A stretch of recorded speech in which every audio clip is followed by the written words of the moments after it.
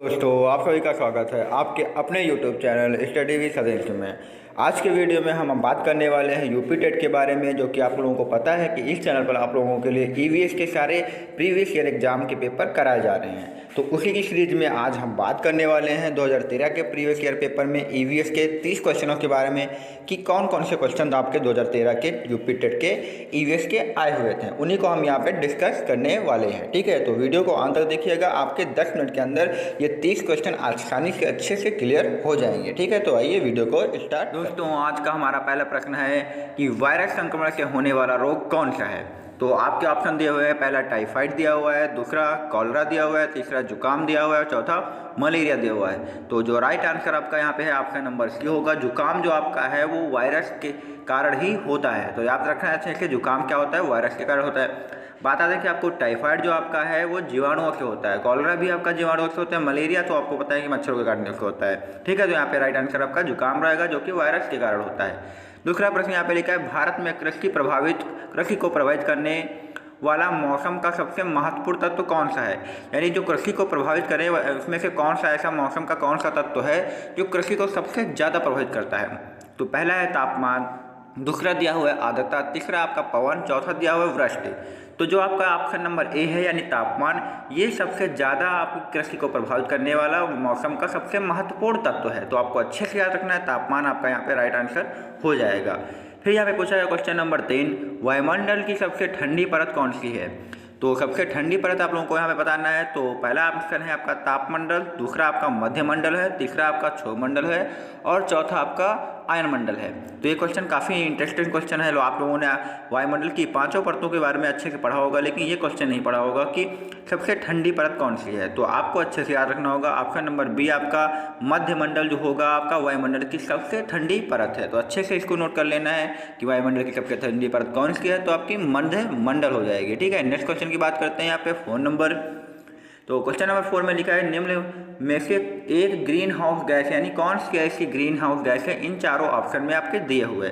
मैंने आपको बताया था कि हमने एक ट्रिकी जनरल साइंस में आपका ग्रीन हाउस का वीडियो बना रखा है, जो कि आपको उसमें ट्रिक के द्वारा सभी ग्रीन हाउस गैसों को अच्छे से हमने वहाँ पे कंप्लीट करा दिया है। अगर आप लोगों ने वो वीडियो नहीं देखा है तो आप जाके पहले वो देख लीजिए, ताकि आपकी ग्रीन हाउस गैसों के कोई भी क्वेश्चन ना छूटे, क्योंकि ये क्वेश्चन आपका बार बार एग्जाम में बनता रहता है। ठीक है, तो आइए आप क्वेश्चन की बात करते हैं, ग्रीन हाउस गैस में से कौन है। तो जो आपका आंसर सही रहेगा वो मीथेन गैस आपकी ग्रीन हाउस गैस है। बाकी सल्फर डाइऑक्साइड है, ऑक्सीजन है, आर्गन है, ये आपकी ग्रीन हाउस गैस में नहीं आती हैं। तो इसकी हमने ट्रिक करा रखी है, आप जाके वहाँ पे देख सकते हैं। क्वेश्चन नंबर 5 में देखिए, कह रहा है कि भारत में प्रोजेक्ट टाइगर की शुरुआत हुई थी। तो भारत में प्रोजेक्ट टाइगर की शुरुआत कब हुई थी। तो आप सभी को पता होगा कि भारत में प्रोजेक्ट टाइगर की शुरुआत आपकी 1973 में हुई थी। तो ऑप्शन नंबर ए आपका सही है, यानी 5 का ए हो जाएगा, 1973 हो जाएगा। ठीक है, क्वेश्चन नंबर 6 की बात करते हैं। लिखा हुआ है, पृथ्वी तल पर उस काल्पनिक रेखा को क्या कहते हैं जो 180 डिग्री मेरिडियन यानी याम्योत्तर का मतलब होता है कि खिंची होती है। तो 180 डिग्री पर आपकी कौन सी रेखा खिंची होता है। तो ऑप्शन आपका अंतर्राष्ट्रीय तिथि रेखा है, कर्क रेखा है, विषुवत रेखा है और प्रधान याम्योत्तर रेखा है। तो 180 डिग्री याम्योत्तर पर आपकी जो रेखा होती है वो आपकी अंतर्राष्ट्रीय तिथि रेखा होती है। तो अच्छे से आपको याद रखना होगा। ठीक है, नेक्स्ट क्वेश्चन की बात करते हैं यहाँ पे, क्वेश्चन नंबर 7 की।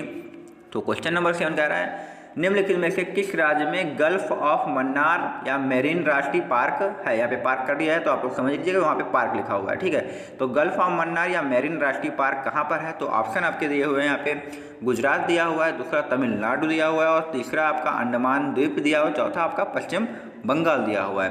तो गल्फ ऑफ मन्नार मरीन या आपका जो राष्ट्रीय पार्क है वो आपका तमिलनाडु है। ये आपका थोड़ा सा लग रहा था कि गुजरात की जैसा होगा, लेकिन ये आपका तमिलनाडु में है। ठीक है, अच्छे से इसको याद रखना है। जनगणना 2011 के अनुसार पूछा गया है, भारत में लिंगानुपात कितना था। तो 2011 की जनगणना के हिसाब से आप सभी को पता होगा कि भारत में लिंगानुपात कितना था।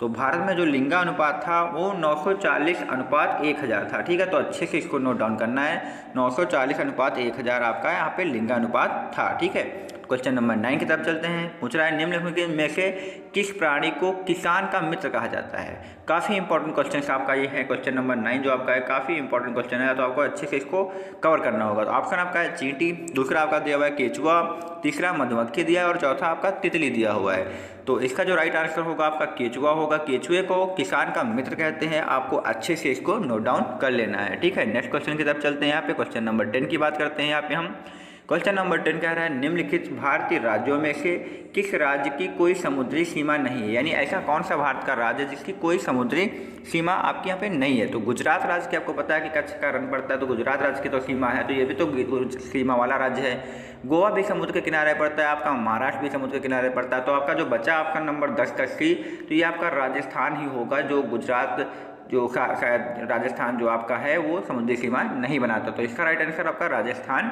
हो जाएगा।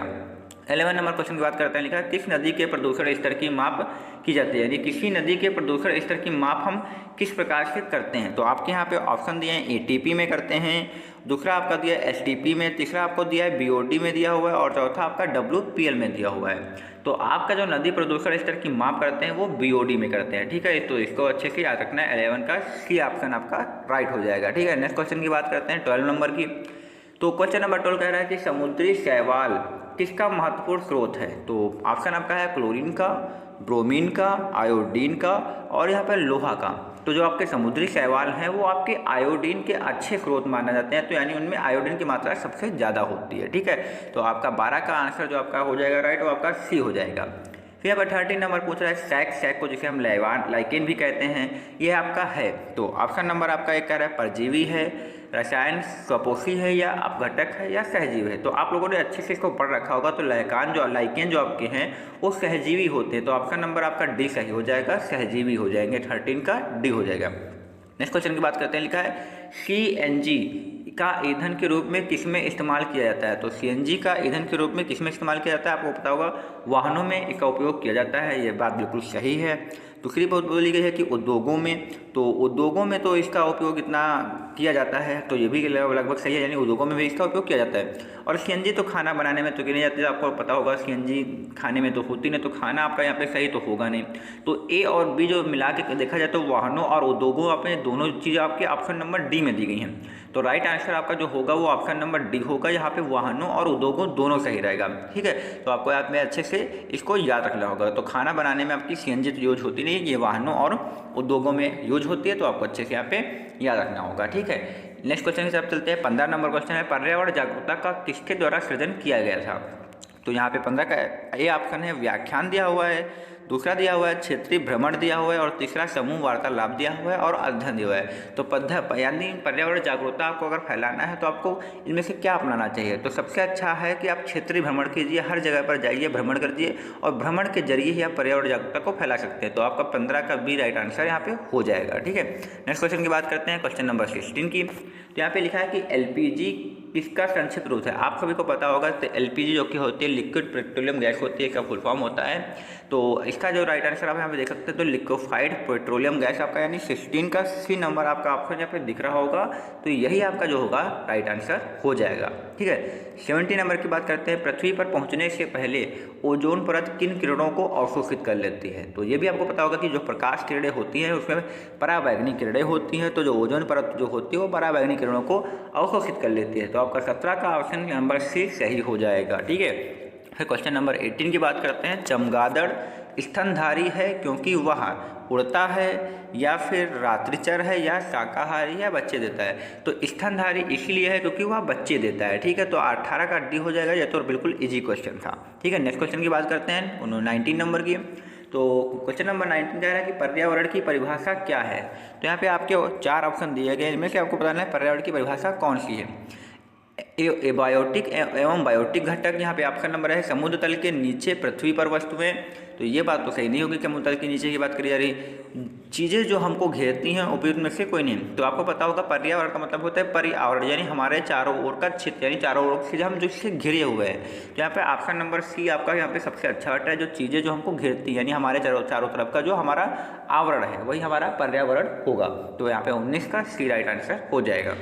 क्वेश्चन नंबर 20 की बात कर लें तो क्वेश्चन नंबर 20 कह रहा है कि पर्यावरण को बचाने के लिए जो चिपको आंदोलन है से कौन से राज्य जुड़े हुए हैं, यानी चिपको आंदोलन से कौन कौन से राज्य जुड़े हुए हैं जिनसे यहाँ पे चिपको आंदोलन चालू हुआ था।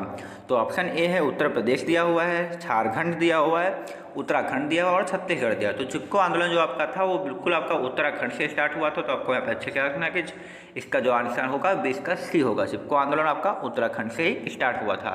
तो ठीक है, नेक्स्ट क्वेश्चन की तरफ चलते हैं 21 क्वेश्चन की। तो यहाँ पे क्वेश्चन नंबर 21 कह रहा है कि जीवों के व्यवहार का अध्ययन किया जाता है।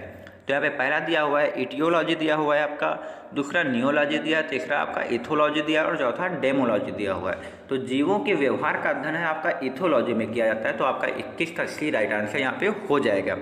अच्छे से आपको यहाँ पे इसको नोट डाउन कर लेना है। क्वेश्चन नंबर 22 आपका काफ़ी इंपॉर्टेंट क्वेश्चन है, काफ़ी बार इंपॉर्टेंट है क्योंकि ये बार बार यहाँ पे एग्जाम में रिपीट हो चुका है। तो इसको आप इंपॉर्टेंट करके यहाँ से तैयार कर लीजिए। पूछा गया कि बायोडीजल तैयार किया जाता है, तो हमने काफ़ी बार आपको बता रखा है, इसी प्रैक्टिस सेट की सीरीज में बता रखा था कि जेट्रोफा के पौधे से आपका बायोडीजल तैयार किया जाता है। तो ये भी काफ़ी इंपॉर्टेंट क्वेश्चन है, काफ़ी बार रिपीट हुआ है क्वेश्चन है, तो आपको अच्छे से इसको नोट डाउन कर लेना है। 23 क्वेश्चन कह रहा है कि विश्व ओजोन दिवस मनाया जाता है। तो विश्व ओजोन दिवस आप सभी को पता होगा कि 16 सितंबर को मनाया जाता है। इसको ज़्यादा बताने की जरूरत नहीं है, तो आपको पता होगा कि जो आपका विश्व ओजोन दिवस है वो आपका 16 सितंबर को मनाया जाता है। तो ठीक है, इसका राइट आंसर आपका 16 सितंबर हो जाएगा। नेक्स्ट क्वेश्चन की बात करते हैं 24। यहाँ पे पूछा गया है सिल्वी कल्चर संबंधित है। तो आपके जो सिल्वी कल्चर संबंधित है आप सभी को पता होगा वन से तो होती नहीं, फूल से भी नहीं होती, सिल्क से होगी, यानी आपकी रेशम से होगी सिल्वी कल्चर। ठीक है, तो इसका राइट आंसर आपका 24 का बी हो जाएगा, सिल्क हो जाएगा। ठीक है, सिल्क का मतलब आपके रेशम से यहाँ पे। 25 की बात कर लें तो निम्नलिखित में से किस जनपद में चंद्रप्रभा वन्य जीव अभ्यारण्य है, यहाँ पे आपका पूछा गया है। तो ऑप्शन आपका ए दिया लखीमपुर खीरी में, दूसरा चंदौली दिया हुआ है, तीसरा सी लखनऊ दिया, चौथा वाराणसी दिया हुआ है। तो आपका चंद्रप्रभा वन्यजीव अभ्यारण्य जो आपका है वो चंदौली में है। तो आपका राइट आंसर 25 का बी हो जाएगा।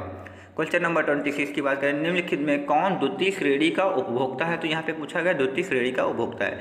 तो इसका जो राइट आंसर है वो बताना काफ़ी मुश्किल होगा, क्योंकि जो द्वितीय श्रेणी है, प्रथम श्रेणी है और जो तृतीय श्रेणी के उपभोक्ता होते हैं वो खाद्य श्रृंखला के अकॉर्डिंग डिसाइड किए जाते हैं। हम यहाँ पे एग्जैक्ट नहीं कह सकते हैं कि कौन सा द्वितीय श्रेणी में होगा, कौन सा तृतीय, लेकिन अगर ऑप्शन के हिसाब से देखा जाए तो हाथी आपका डायरेक्ट फल फूल खाता है, यानी वो उत्पादक को खाता है, तो वो आपका प्राथमिक हो जाएगा। तो हाथी आपका प्राथमिक में आएगा, तो इसको तो प्राथमिक माने। बकरी भी आप जानते हैं तो वो मांसाहारी नहीं होती, शाकाहारी होती, तो वो पेड़ पौधे खाएगा, तो ये भी आपकी प्राथमिक में ही हो जाएगी। अब आपके बचते हैं सांप और शेर। तो शेर ये भी हो सकता है कि शेर कई चरणों में खाए जाके, तो ये आपका शीर्ष उपभोक्ता बन सकता है, तृतीय उपभोक्ता बन सकता है। लेकिन सांप को पता है कि सांप मेढक वेढक खाता है, मेढक पेड़ पौधे खाते हैं, मेढक मान लेते हैं या कीड़े मकोड़े को खाता है सांप, तो कीड़े मकोड़े आपको पता है भाई पेड़ पौधे खाते हैं। तो यहाँ पे सांप आपका राइट आंसर यहाँ पे हो जाएगा। वैसे इसका राइट आंसर यहाँ पे चूज करना इतना आसान नहीं है, तो आपके हिसाब से देखा जाए तो यहाँ पे सांप आपका द्वितीय उपभोक्ता हो जाएगा। फिलहाल के लिए आपका आंसर सांप हो सकता है, वैसे यहाँ पे शेर भी सही माना जा सकता है। ठीक है, तो क्वेश्चन नंबर 27 की बात करते हैं। यहाँ पे क्वेश्चन नंबर 27 कह रहा है कि झूम खेती होती है, तो झूम की खेती कहाँ पर होती है ये आपको यहाँ पे बताना है। आपका ऑप्शन नंबर ए दिया केरल दिया हुआ है, ऑप्शन नंबर बी बिहार दिया हुआ है, ऑप्शन नंबर सी मेघालय और ऑप्शन नंबर डी तमिलनाडु दिया हुआ है।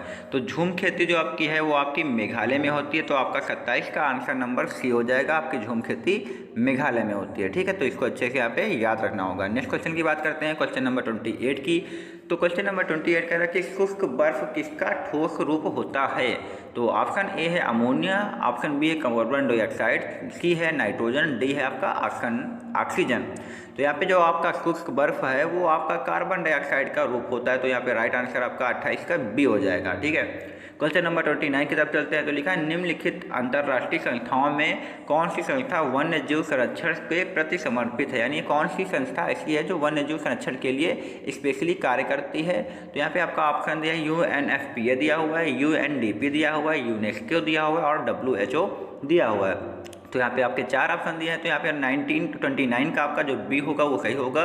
UNDP United Nation Development Programme ये आपका फुल फॉर्म होगा। UNDP आपको अच्छे से यहाँ पे याद रखना होगा। क्वेश्चन नंबर 30 जो कि हमारा आज का आखिरी क्वेश्चन है, कृत्रिम वर्षा के लिए मेघ बीजन के लिए किसमें कौन सा प्रयुक्त रसायन है। तो आपको यहाँ पे बताना होगा कृत्रिम वर्षा के लिए मेघ बीजन के लिए कौन सा प्रयुक्त रसायन है। तो यहाँ पे आपका जो राइट आंसर होगा आपका पोटेशियम नाइट्रेट होगा। पोटेशियम नाइट्रेट का फॉर्मूला आपको बता दें तो KNO3 होता है। तो आपको इसको भी याद रखना होगा, पोटेशियम नाइट्रेट का फॉर्मूला KNO3 होता है। ये कृत्रिम वर्षा के लिए मेघ बीजन का कार्य करता है। ठीक है, तो आज के टॉप 30 क्वेश्चन को हमने अच्छे से कंप्लीट कर लिया। ये हमारे सभी प्रीवियस ईयर क्वेश्चन थे। अब हमने प्रीवियस ईयर क्वेश्चन को अच्छे से कंप्लीट कर लिया है।